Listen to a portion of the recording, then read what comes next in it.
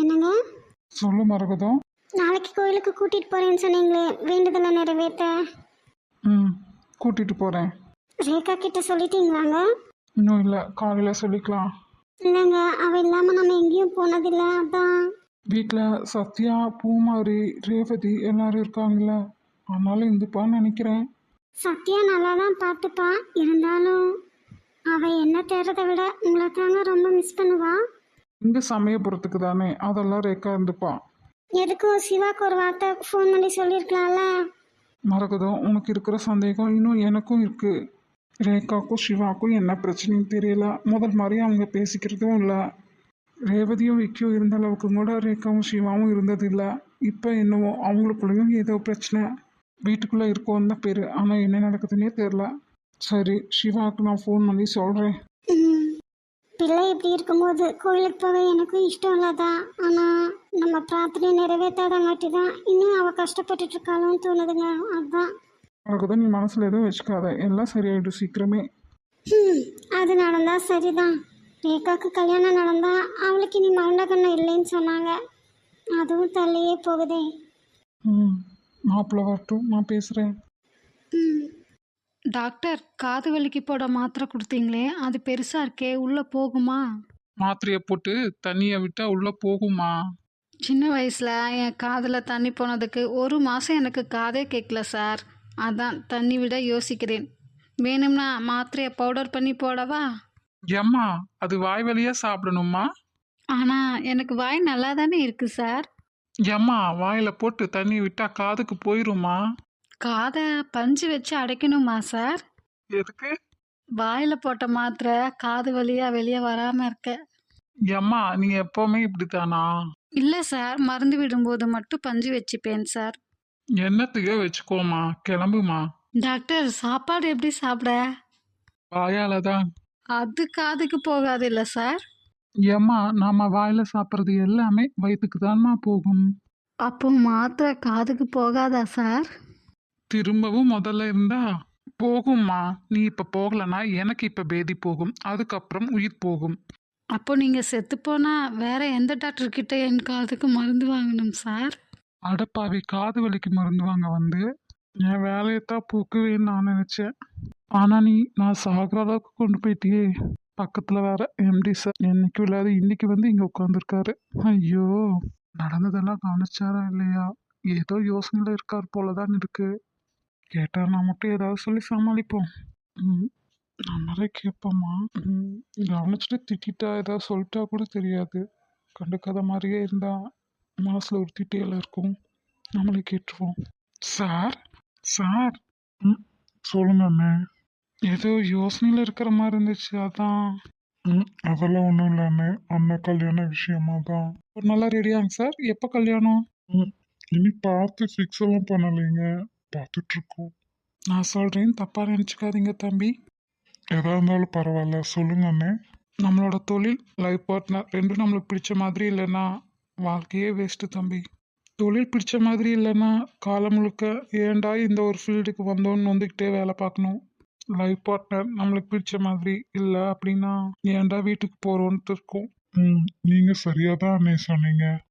ஒரு தடவைக்கு பல தடவை நல்லா யோசிச்சு முடிவு பண்ணுங்க தம்பி. சரிங்க அண்ணே. ஆனந்த் டாக்டர் சொன்னது சரிதான். அண்ணா கிட்ட இதை பற்றி பேசி பார்க்கலாமா? இல்லை அவரா ஏதாவது கேட்கும்போது நம்ம சொல்லிக்கலாமா? ஏன்னா இது அவரோட வாழ்க்கை, நாம ஏன் தலையிடணும்? அனாவசியமா மூக்க நுழைச்சிக்கிட்டு ரோட்ல போறோம் நான் எடுத்து சட்டப்பைக்குள்ள விட்ட கதையா ஆயிடக்கூடாது. இப்ப என்ன செய்ய? என்ன ஈஸ்வர், யோசனையெல்லாம் பயங்கரமா இருக்கு. அதெல்லாம் ஒன்றும் இல்லை நீலா. இல்லை, எதா இருந்தாலும் பரவாயில்ல, சொல்லு. எல்லாம் ஹாஸ்பிட்டல் விஷயமா தான், வேற ஒன்றும் இல்லை. சாரி, இருக்கவே ரொம்ப கடுப்பில் தான் இருக்கார் போல இருக்கு. கொண்டு போய் சப்மிட் பண்ணி பார்ப்போம். சார். வெய்மா. என்னம்மா பாரு, வர வர உன்னோட ப்ராஜெக்ட்ஸ் எல்லாம் முதல் மாதிரி இருக்கிறது இல்லையே. இனிமேல் சரியாக பார்த்து செய்கிறேங்க சார். சொல்லாத, செய் போ போ. சரிங்க சார். மதுரை பணி மையத்துலேருந்து இங்கே வேலைக்கு வந்தா இங்கே எல்லாம் ஒரே சனிமயமாக இருக்கு. சார், என்ன ஒரே புலம்பலாக இருக்கு? அதெல்லாம் ஒன்றும் இல்லைங்களே சார். நான் தான் இந்த ஆஃபீஸோட எம்டின்னு உங்களை தவிர வேற யாருக்கும் தெரியாது, அதனால அதை வெளிக்காட்டிக்காதீங்க. சரிங்க சார். இப்போ சொல்லுங்க, என்னாச்சு? இந்த பரமேஸ்வரியா மற்ற ஆஃபீஸுகளுக்கு போய் நான் ஏன் பேசாதீங்கன்னு சொன்னது தப்பாக போச்சுங்க சார். ஏன் என்னாச்சு? அவங்க நேரில் போய் பேசாமல் ஃபோன்லேயே பேசவும் எப்பவும் விட கூடுதலாக பில்லு வந்திருக்கு. நேரில் போய் பேசினா வேலையை பார்க்க மாட்றாங்க, ஃபோனில் பேசினா இப்படி ஒரு பிரச்சனையா? சரி விடுங்க, நான் பார்த்துக்கிறேன்.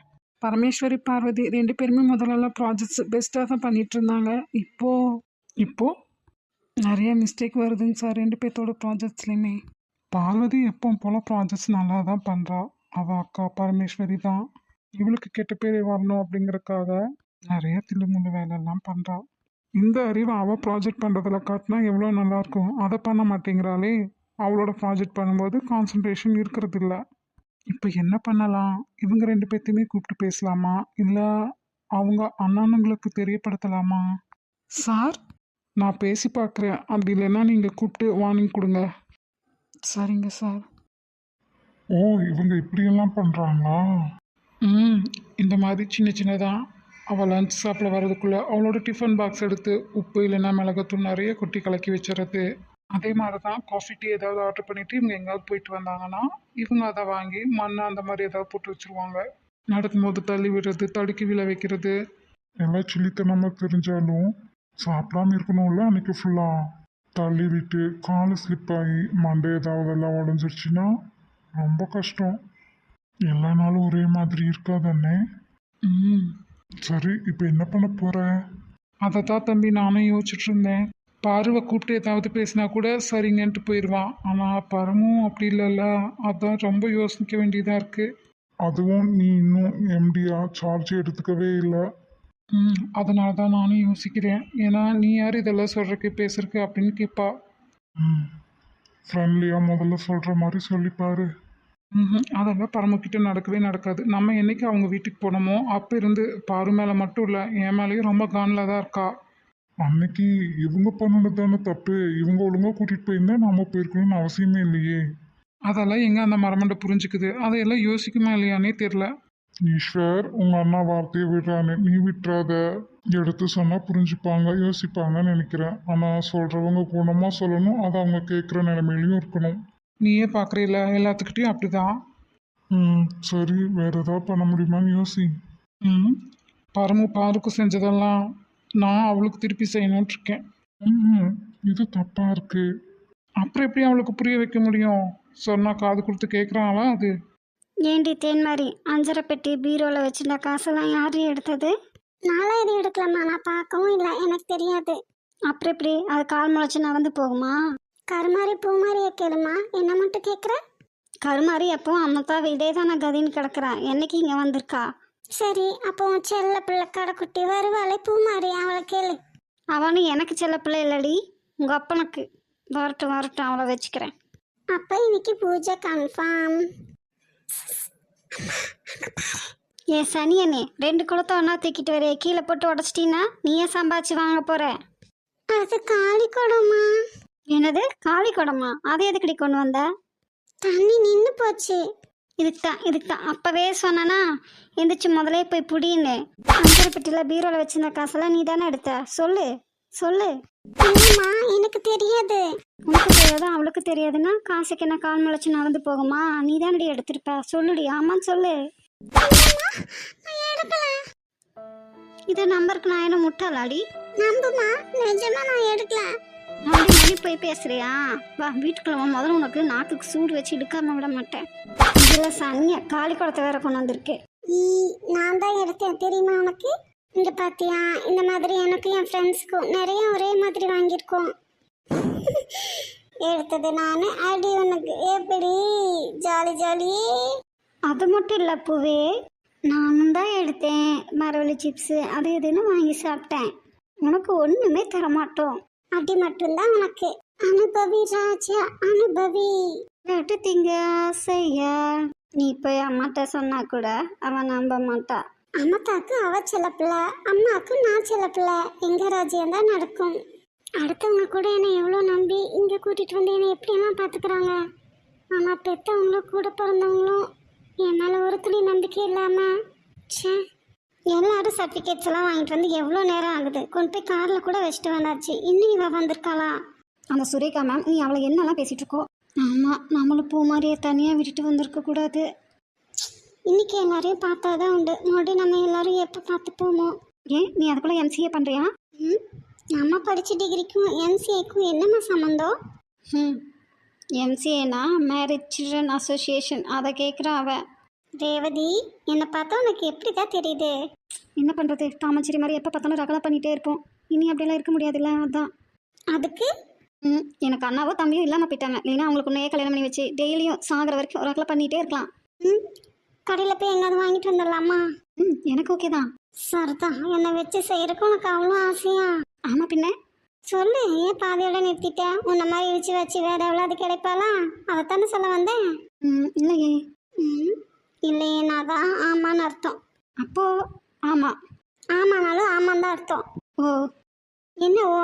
நான் காலேஜ்லேருந்து தானே உன் கூட இருக்கேன். ஸ்கூல்லேருந்து இங்கே ஒருத்தி நிற்கிறாளே, அவ இருக்காள, அவளை மாட்டி விட வேண்டியது தானே? நான் தான் கிடைச்சேன் உனக்கு. இப்போ எதுக்கு உங்கள் 2 பேர்த்து சண்டையில் என்ன இழுக்கிறீங்க? சண்டடி கேப்பில் உன்னையும் வச்சு செய்யணும்ல. ஆமாம் ஆமாம், காலம் முழுக்க அவளை வச்சு செய். அதுக்கு தான். மறுபடியும் ஃபர்ஸ்ட் இருந்தா இல்லை, எனக்கு கொடுப்ப நானும் தம்பி யாரும் இல்லை.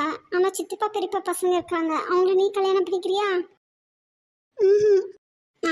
அது உனக்கு வந்த ரத்தம் எனக்கு வந்த தக்காளி சட்னியா? அது இனி வாயை திறப்பேன். ஜெசிகா, ஜெசிகா, அக்கா தங்கச்சி ஜோடி போட்டுட்டு போறாளுங்க, திரும்பி பார்க்கறாளுங்களா?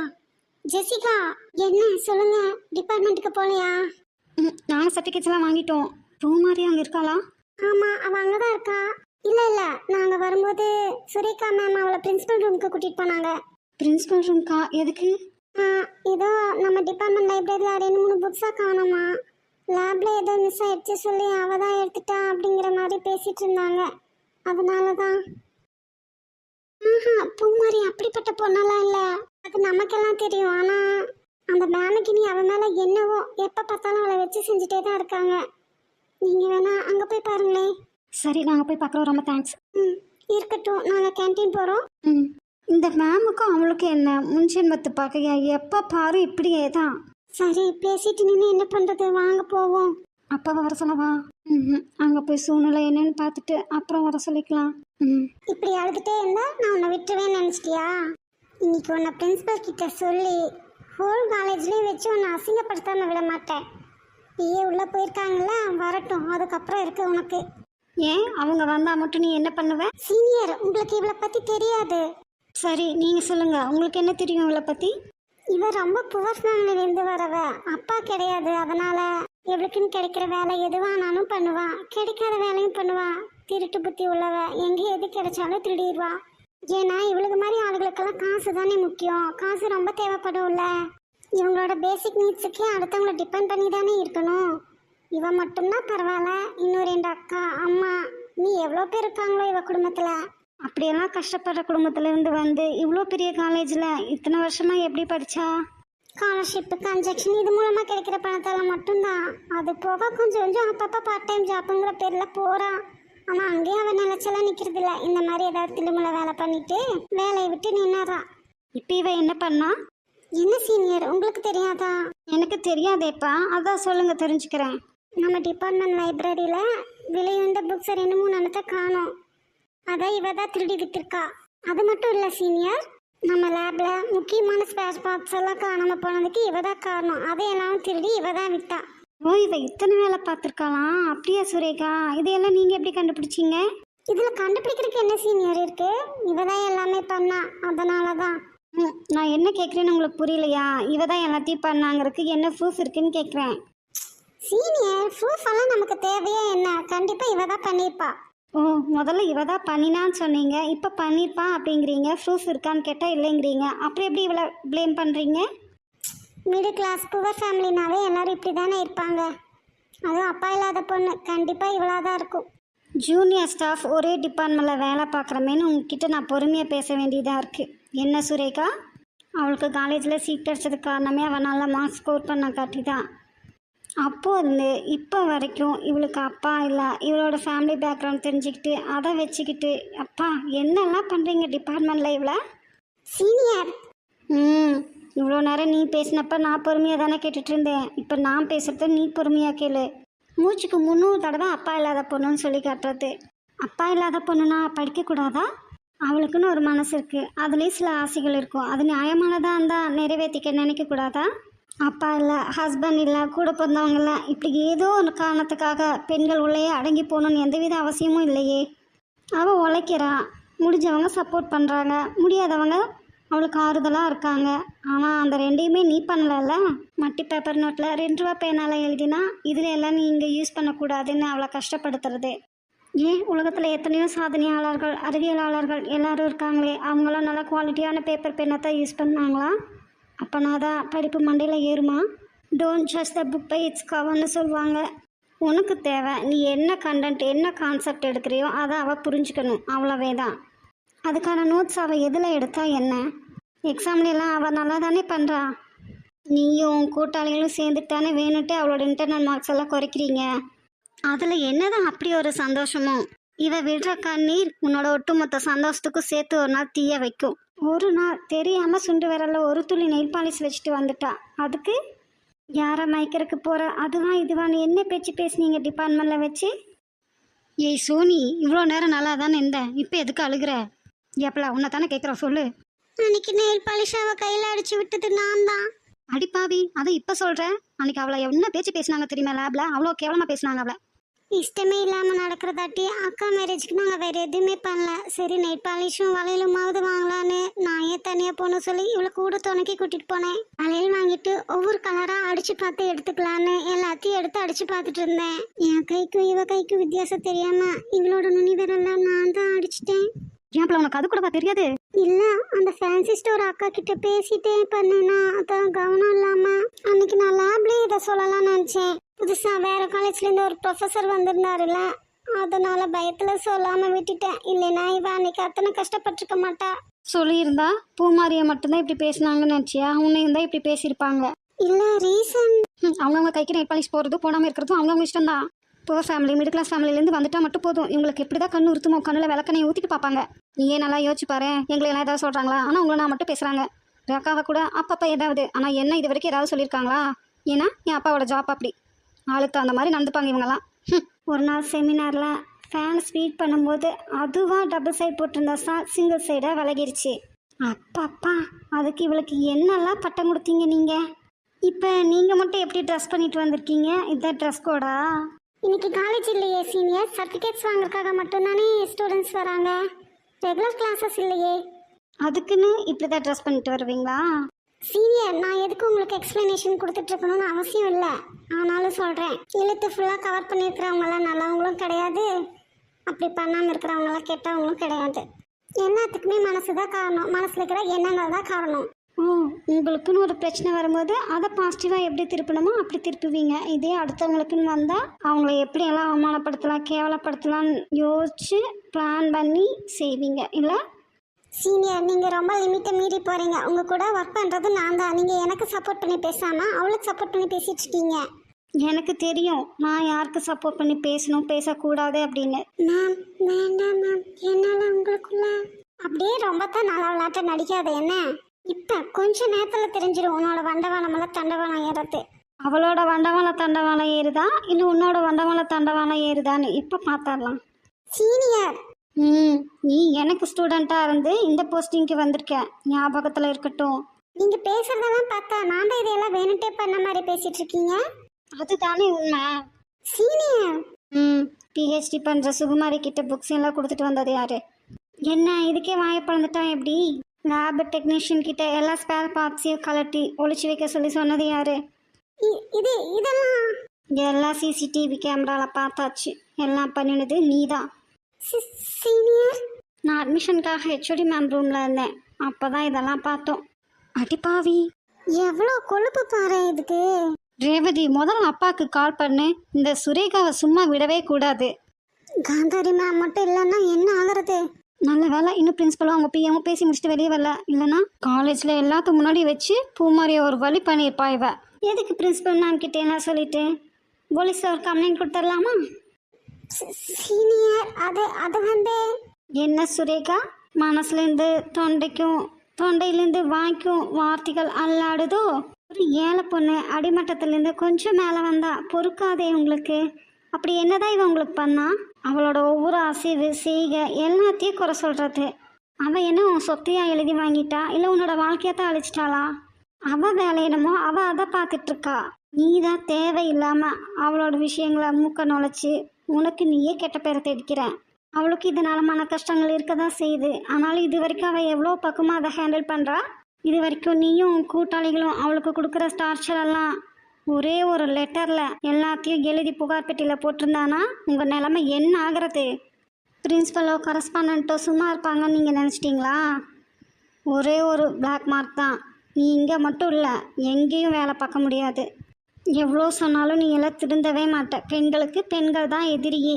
அவள் காலேஜ் சேர்ந்த நாள்லேருந்து டார்ச்சர் கொடுத்தா சரிங்களாம். இப்போ அவள் முடிச்சுட்டு வெளியே போய் சர்டிஃபிகேட்ஸ்க்காக வந்து நிற்கும்போது கூடவா உனக்கெல்லாம் மனசாட்சியே இல்லை?